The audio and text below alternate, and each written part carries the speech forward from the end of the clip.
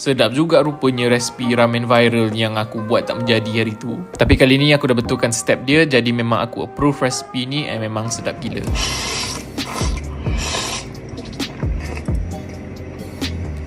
Okey, nak buat ni mudah sahaja. Mula korang perlukan kuning telur, asingkan daripada putih telur tu, masukkan perencah ramen carbonara warna pink tu, kemudian masukkan dia punya paste yang pedas, kacau-kacaukan dulu sampailah disebati, baru kita akan masukkan air panas.